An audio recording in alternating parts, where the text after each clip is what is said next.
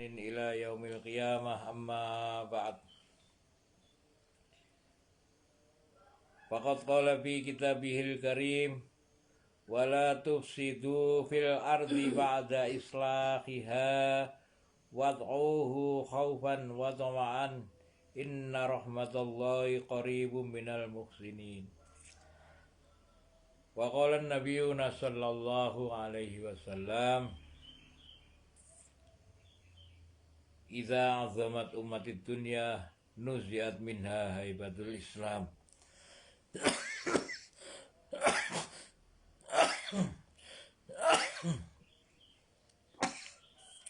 وإذا تركت الأمر بالمعروف والنهي عن المنكر حرمت بركة الوحي وإذا تصابت أمتي سقطت من عين الله صدق الله العظيم وصدق الرسول الكريم ونحن على ذلك من الشاهدين والشاكرين والحمد لله رب العالمين. Hadratil Muhtaramin, monggo kita lanjutkan pembahasan ayat yang ke-56. Wala tufsidu fil ardi ba'da islahiha wad'uhu khaufan wa tama'an inna rahmatallahi qaribum minal muhsinin. Dan janganlah tufsidu fil ardi, janganlah membuat kerusakan di muka bumi ba'da islahiha, setelah perbaikan atasnya, ba'da islahiha, setelah perbaikan atas bumi tersebut. Kemudian wad'uhu khaufan wa tama'an, maka mintalah kepada Allah dengan rasa takut dan tamak, dengan berharap, maksudnya berharap dikembalikan ke surga, berharap diberikan pahala, berharap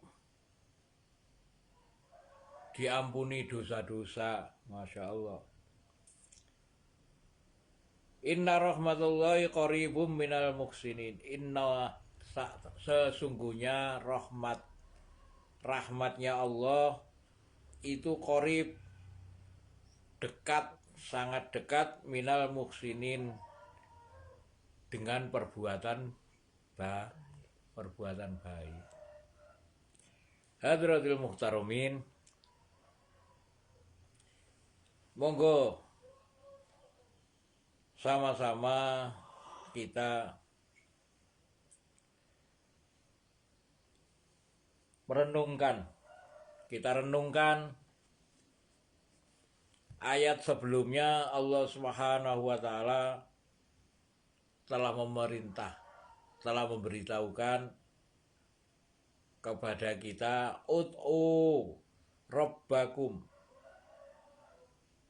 berdoalah, kemudian berdakwalah, ud'u rabbakum, kepada Tuhan kalian, tadarruan wa khafiyatan. Napa tadarruan? Kemarin sudah kita bahas itu. Ud'u rabbakum, menyerulah kepada Tuhanmu, kemudian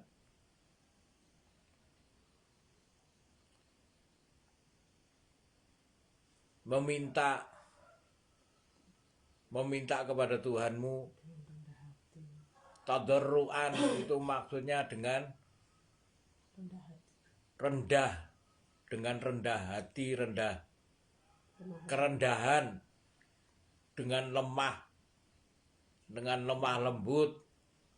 Kemudian wa khofiyatan, dengan khofi, bukan dengan bengok. Saat ini banyak orang mengira meminta itu harus dengan dilakukan dengan bengok-bengok itu. Kenapa? Karena mereka tidak melihat, tidak mempelajari agama Islam. Mereka mengetahui, oh lek di gereja itu mereka itu ambek nyanyi, akhirnya masjid digawe melok-meloknya nyanyi. Gak masjidnya gawe melok nyanyi, bahkan imam sholat pun akhirnya melakukan dengan lagu-lagunya nyanyian.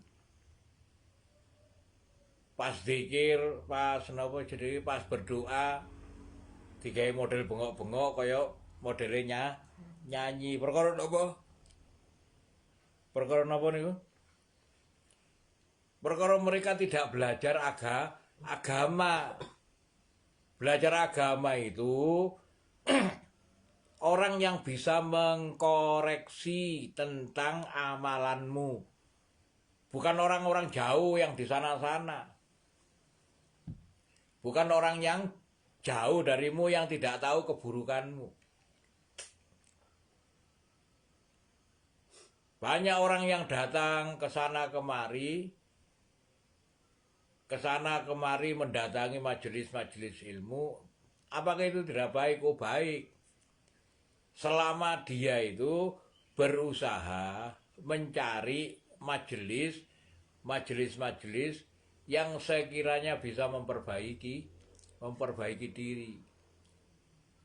Dan memperbaiki diri itu yang bisa mengetahui tentang perbaikan adalah orang yang mengetahui kesalahan. Maka bagaimana kalian bisa mengetahui, bisa memperbaiki diri? Bagaimana kalian bisa memperbaiki diri kalau kalian tidak mengetahui kesalahan? Makanya sahabat Rasulullah Shallallahu Alaihi Wasallam yang bernama Hudzaifah ini senantiasa menanyakan kepada baginda Nabi Shallallahu Alaihi Wasallam tentang keburukan, tentang kesalahan, sehingga beliau mengatakan, aku menanyakan tentang keburukan, tentang kesalahan, supaya aku bisa menghindarinya, bisa menjauhinya. Hadirin yang dirahmati Allah Subhanahu wa taala, apabila kita ini tidak mengetahui tentang kebaikan,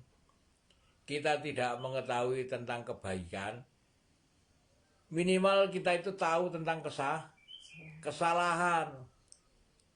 Kalau kita tidak mengenal kebaikan itu yang mana? Kebaikan itu ketika Islam diberikan kepada Rasulullah Sallallahu Alaihi Wasallam, ketika Rasulullah Sallallahu Alaihi Wasallam dilantik menjadi baginda Nabi Sallallahu Alaihi Wasallam, dilantik menjadi Nabi akhir zaman. Ini adalah permulaan kebaikan.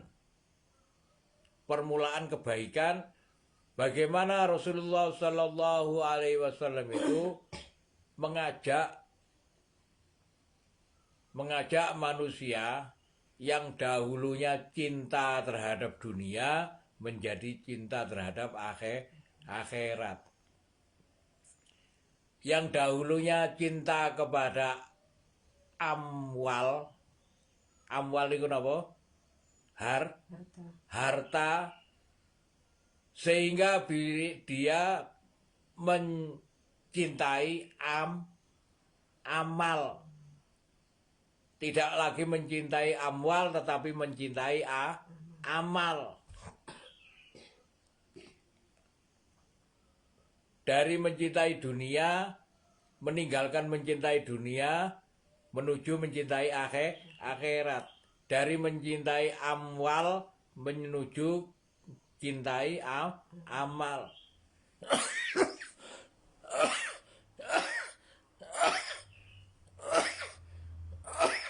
Dari mencintai emas, perak, perhiasan, menjadi mencintai saudara mukmin. Saudara mukmin ini lebih mereka cintai daripada emas, intan, perak, dan segala jenis makan. Itu.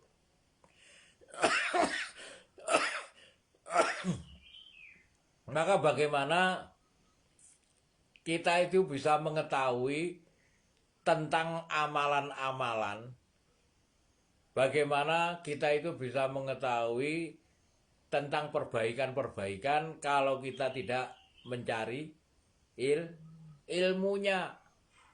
Ya, ilmunya para sahabat ini harus kita ketahui. Ini minimal setiap hari, minimal setiap hari. Contohnya kita ini, apabila kita ini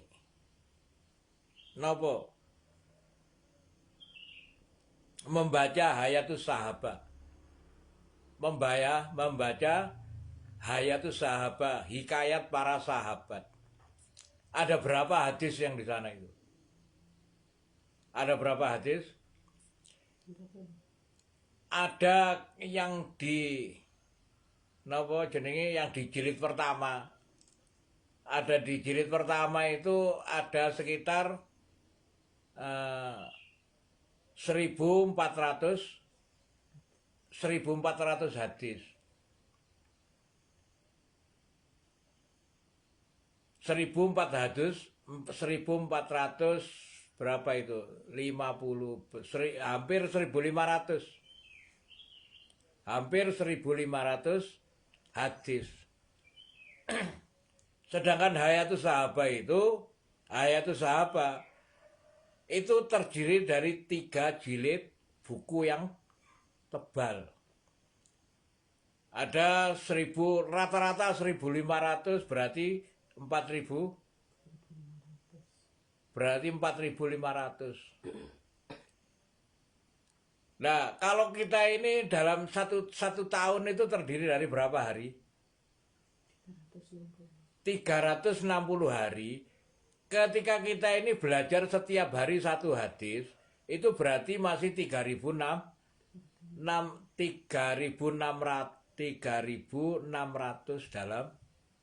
dalam satu tahun.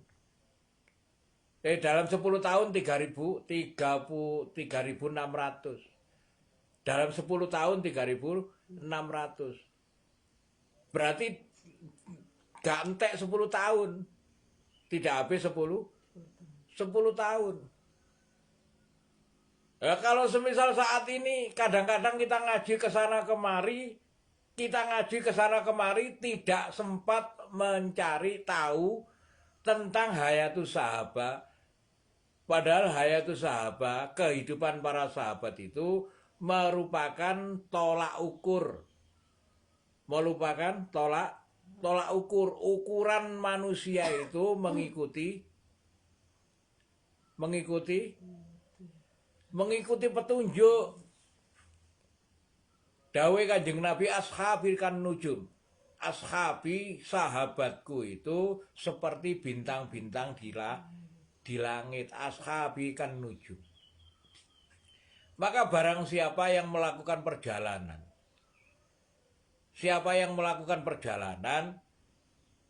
di malam hari, ketika di malam hari itu gelap, maksudnya gelap. Ketika berada dalam kegelapan, maka lihatlah bintang-bintang itu. Maknanya ketika kita ini saat ini hidup dalam kegelapan sing gak ngerti masalah-masalah nih wau, maka carilah kehidupan para sahabat supaya kalian bisa mengikuti cara-cara mereka dan mendapat petunjuk, mendapat hidayah. Nah, sedangkan saat ini napa?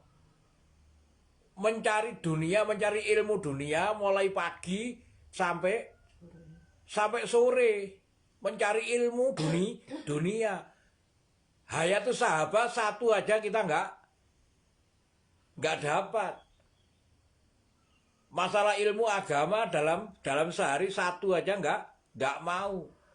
Bahkan ketika kita diajak untuk duduk dalam majelis taklim yang taklim fadilah, taklim hayatus sahabat, mereka alergi. Kenapa ini? Apa yang menjadikan kita ini bisa menjadikan mengetahui tentang kebaikan?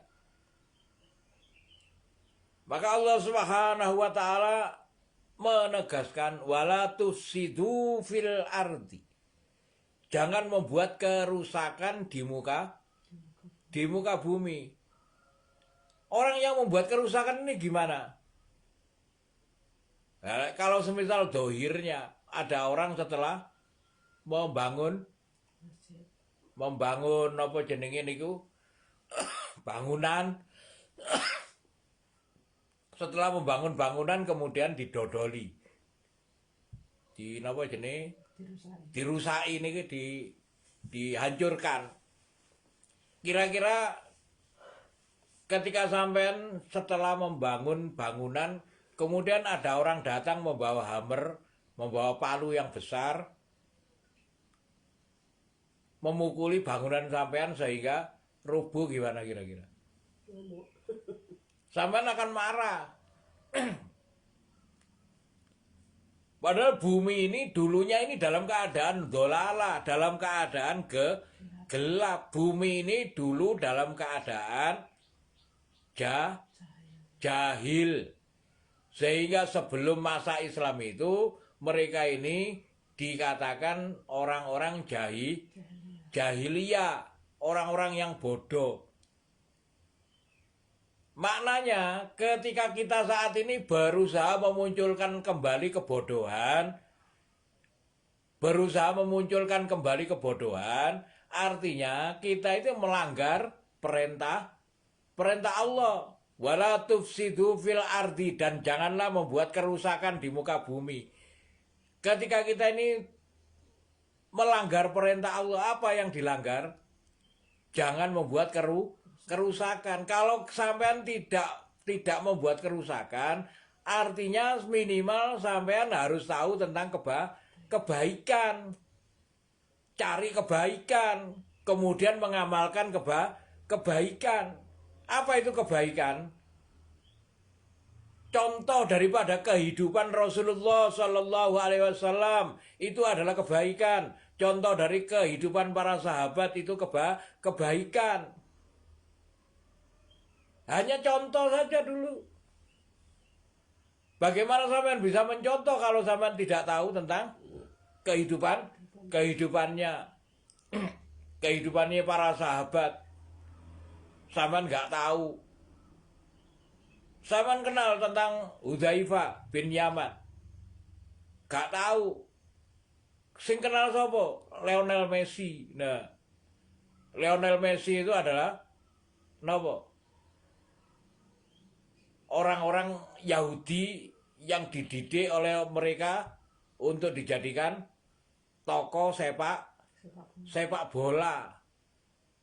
Mereka kenal Lionel Messi, mereka kenal sapa jenenge niku? Ronaldo. Mereka kenal dengan napa? Pemain-pemain sepak bola, kenal terhadap pemusik-pemusik, musisi-musisi.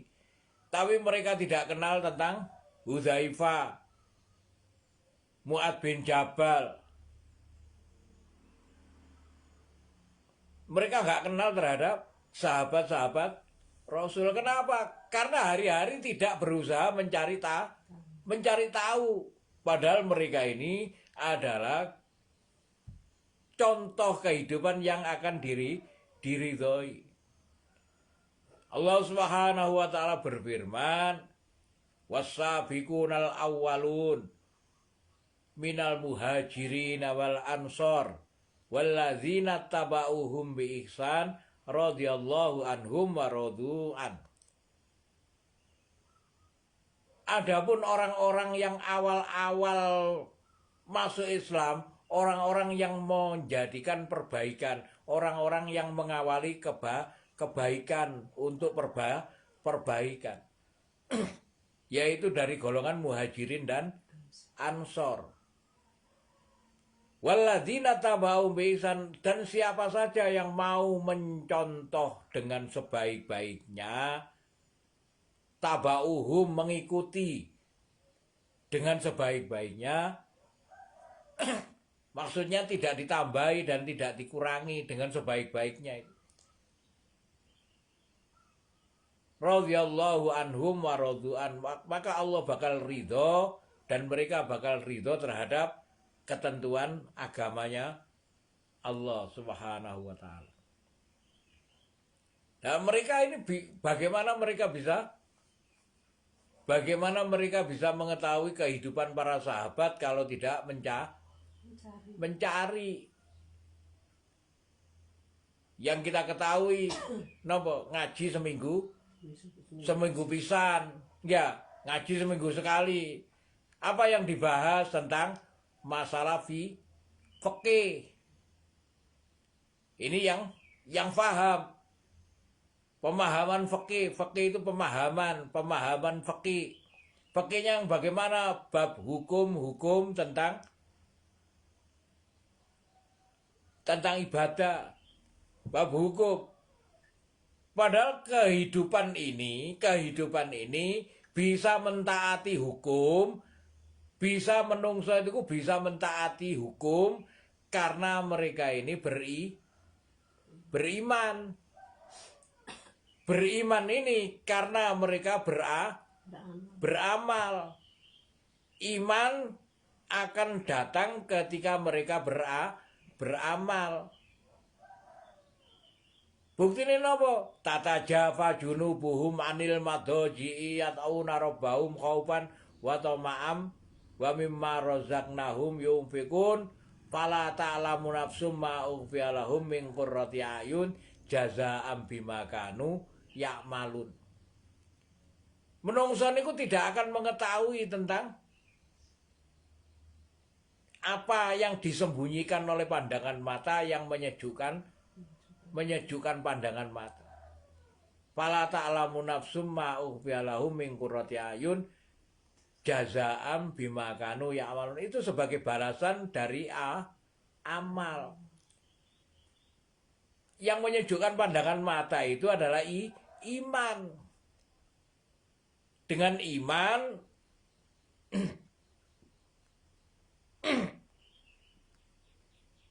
dengan amal manusia mendapat iman. Dengan iman manusia bisa bertakwa. Mencari perbaikan. Bagaimana mereka bisa beramal ketika mereka ini tidak mengetahui tentang fadilah keuntungan beramal.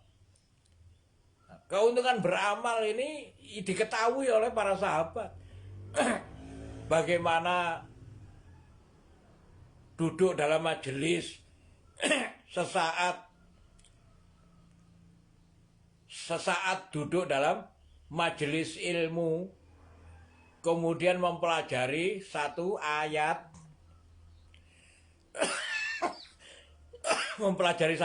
kayak ngeten iki, itu lebih baik baginya daripada sholat 100 rakaat. Mempelajari satu bab ilmu itu lebih baik daripada 1000 rakaat sholat.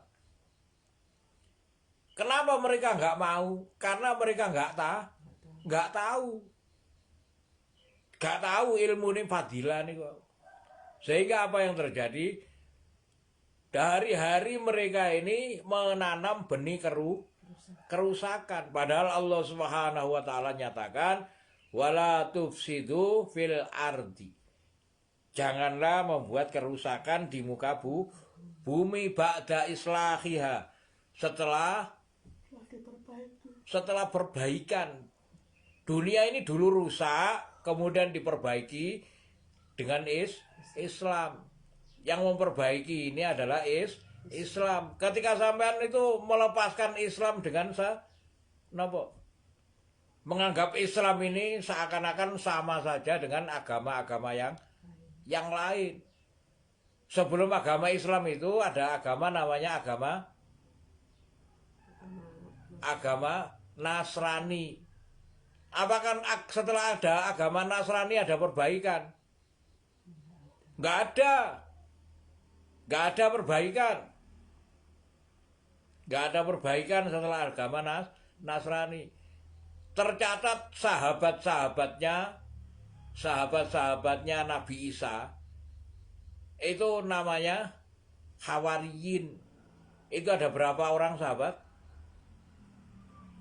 12 orang yang menjadi sahabatnya Nabi Isa itu hanya 12 orang. Bagaimana 12 orang ini mereka ini dikejar-kejar, tidak mempunyai sarana, tidak mempunyai alat untuk menjadikan agama ini, agama mereka agama mereka ini benar-benar terjaga. Jadi tidak ada kebaikan. Sehingga dirusaklah lagi. Dijaga hanya 12 orang.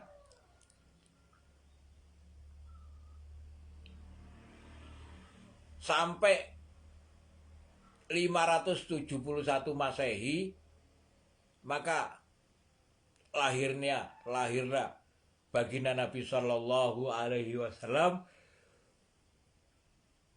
571 tahun setelah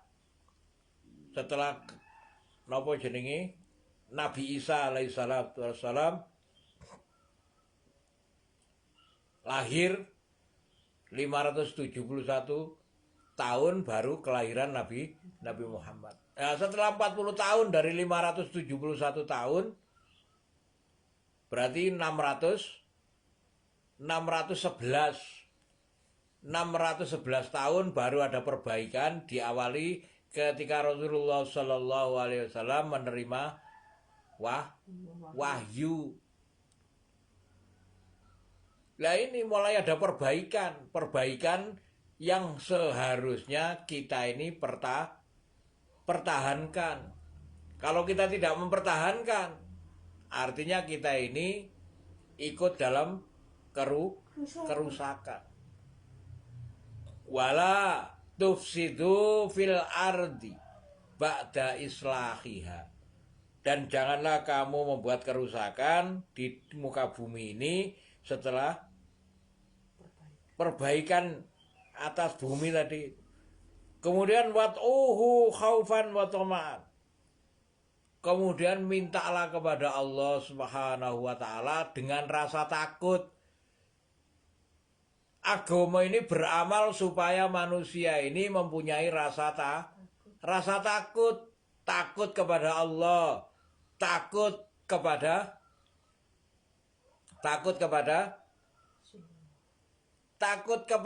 setelah kematian itu. Sehingga menungso itu mempersiapkan diri takut. Kalau saat ini seakan-akan kita ini nggak takut kepada Allah, seakan-akan bersahabat dengan Allah, seakan-akan bahkan merasa lebih tinggi daripada kedudukan Nabi. Ya, Rasulullah Shallallahu Alaihi Wasallam ini sangat takut kepada Allah. Nah, kita ini saat ini nggak takut kepada Allah, bahkan seakan-akan lebih dekat kepada Allah daripada para nabi. Napa perkara ini? Perkara napa? Karena mereka nggak tahu tentang penciptaan nafsu. Nafsu itu ilmu. Ada nafsu ketika diciptakan pertama kali ditanya oleh Allah, ya nafsu, ya ayuhan nafs, man ana wa anta. Hei, nafsu, sapa kon, sapa sira, sapa insun, siapa kamu, siapa saya. Maka nafsu menjawab, saya, kamu, kamu. Oh, nafsu ini masih dihukum di neraka itu nggak tahu, nggak pernah punya rasa takut. Dihukum di neraka 1000 tahun pun nggak takut. Tetap ditanya anak-anak anta-anta. Bagaimana cara mengendalikan nafsu ini juga dengan ilmu.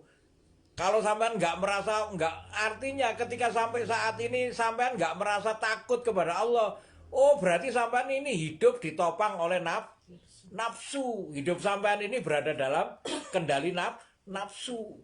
Kenapa sampean nggak takut? Karena sampean dikendalikan nafsu. Nah ini sehingga sampean nggak mempunyai rasa takut. Maka berdoalah dengan khaufan. Mintalah kepada Allah dengan rasa takut dan berharap. Bagaimana sampean bisa berharap kalau sampean nggak tahu tentang kehidupan akhirat, kehidupan surga, kehidupan neraka? Bagaimana sampean bisa mengetahui bahwa setiap amal itu akan menjauhkan diri sampean dari setiap amalan-amalan itu akan menjauhkan sampean dari dosa, dan dosa mendekatkan diri kepada neraka. Makanya Allah Subhanahu wa taala menegaskan, inna rahmatullahi qaribum minal muksinin. Inna sak teman-teman nih, sesungguhnya rahmatnya Allah Subhanahu wa taala ini dekat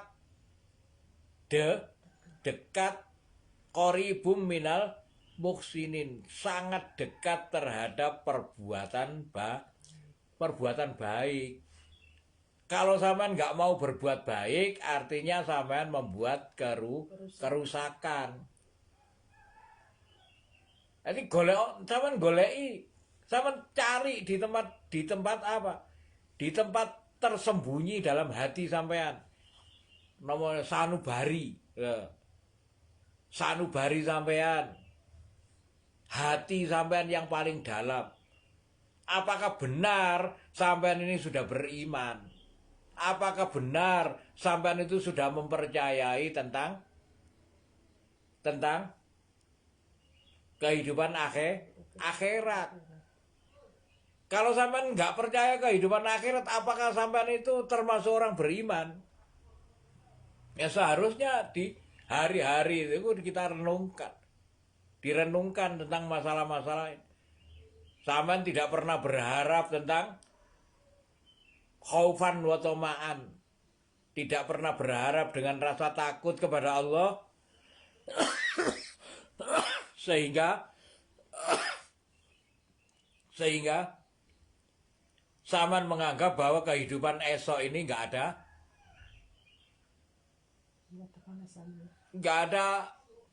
ada perlunya.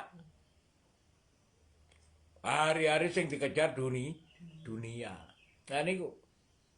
Hadratil muhtaromin, wala tufsidu fil ardi ba'da islahiha wat'uhu khaufan wa tama'an, inna rahmatullahi qaribum minal muksinin. Maka janganlah kamu membuat kerusakan di muka bumi setelah bumi ini diperbaiki. Setelah ada orang, maksudnya setelah ada orang yang mengamalkan agama, setelah ada orang yang mengajak kepada amalan agama sesuai dengan contohnya Rasulullah SAW dan para sahabat, maka jangan sampai dirusak. Ada orang membuat taklim, sampean mengatakan, oh ojo melok-melok, oh itu sampean merusak. Seharusnya sampean mendukung. Perintah Allah Subhanahu wa taala itu supaya kita ini saling mendukung tentang kebaikan. Bagaimana itu? Ketika manusia ada orang yang taklim dibisiki, wis aja melok-melok. Nah, ketika mereka ini gak ikut, maka tidak ada kebaikan dalam dirinya. Ketika mereka padahal duduk dalam taklim, ini mereka dapat satu ilmu sama dengan mereka ini melaksanakan 100 rokaat 100 rokaat. Kalau satu bab ilmu itu 1000 rokaat. 1000 rokaat. Ketika mereka duduk ini sama dengan 100 rokaat. Ketika mereka mendengarkan ilmu sama dengan 1000 rokaat. Nah, ketika ada orang yang membisikkan ojo melok-melok, artinya orang ini mencegah orang berbuat baik. Kalau mencegah orang berbuat baik, berbuat kerusakan, akhirnya nopo? Orang yang sudah masuk masjid akhirnya nggak punya kekuatan untuk amal lagi. Saman nggak punya bertanggung jawab, enggak. Akhirnya mereka sudah gak kembali lagi ke masjid. Saman nggak pernah punya pikiran sakarepe. Wong itu urusannya masing-masing. Padahal sebelum itu ada orang yang mengajak, ada orang datang kepada mereka untuk diajak supaya mereka beramal. Saman tidak mengetahui bahwa di belakang itu ada orang yang mengajak berusaha memperbaiki.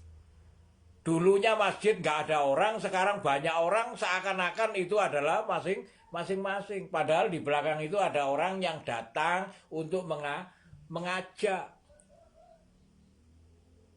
Nah ini artinya ketika sampean itu tidak mendukung wa ta'awanu 'alal birri wat taqwa. Ta'awun saling menolong, tolong menolong, wa ta'awanu dan tolong menolonglah 'alal birri wat taqwa, atas kebaikan dan ketakwaan. Wala ta'awanu 'alal izmi wal udwan. Wala ta'awanu 'alal izmi wal udwan, dan janganlah tolong menolong dalam ismi, itu dalam perbuatan dosa, wal udwan dan permusuhan. Jangan tolong menolong dalam perbuatan permusuhan. Nah, saat ini permusuhan ditolong. Orang-orang memusuhi orang-orang yang berbuat kebaikan. Ya, seakan-akan mereka ini mempunyai peraturan. Oh, peraturan ini. Padahal peraturan sampean itu, ketika sampean ini peraturannya tidak sesuai dengan contoh daripada Rasulullah, artinya sampean membuat kerusakan. Jadi apapun yang telah dicontohkan oleh Rasulullah Sallallahu Alaihi Wasallam, itulah kebaikan. Maka janganlah membuat kerusakan setelah ada perbaikan. Wala tufsidu fil ardi ba'da islahiha. Dan janganlah membuat kerusakan di muka bumi ba'da islahiha wat'uhu khaufan wa tama'an. Kemudian wat'uhu, berdoalah, memintalah kepada Allah. Kemudian dakwakan dengan ketakutan dan harapan. Insyaallah. Kemudian inna rahmatullahi qaribum minal muhsinin, sesungguhnya rahmatnya Allah itu sangat dekat dengan perbuatan baik. Kalau sampean tidak membuat kerusakan, artinya sampean akan mendekat dengan rahmatnya Allah. Ketika rahmatnya Allah dekat sampean, tanda-tanda ini rahmatnya Allah dekat dengan sampean, ketika sampean itu benar-benar merasa takut kepada Allah, akhirnya hari-hari menangis. Orang yang takut itu menangis. Kalau nggak menangis, nggak takut, berarti waliane nangis? Menyanyi. Nang dindi nyanyi rono-rono gak wedi, ngono jarine ulama gak pernah belajar agama, jarine sudah pandai. Insyaallah mudah-mudahan apa yang kita bahas hari ini menjadikan peringatan bagi kita bahwa sesungguhnya hari-hari ternyata kita ini telah membuat kerusakan. Dengan adanya kita mengetahui tentang satu ayat, wala tufsidu fil ardi wad'uhu khaufan wa tama'an. Wala tufsidu fil ardi ba'da islahiha wad'uhu khaufan wa tama'an. Inna rahmatullahi qaribum minal muhsinin. Sesungguhnya rahmatnya Allah ini dekat dengan perbuatan baik. Barakallahu li wa lakum bil Qur'anil azim wa nafa'ani wa iyyakum bima fihi minal ayati wa dzikril hakim. Fataqabbala minni wa minkum tilawatahu innahu wal ghafurur rahim. Monggo dihafalkan bismillah.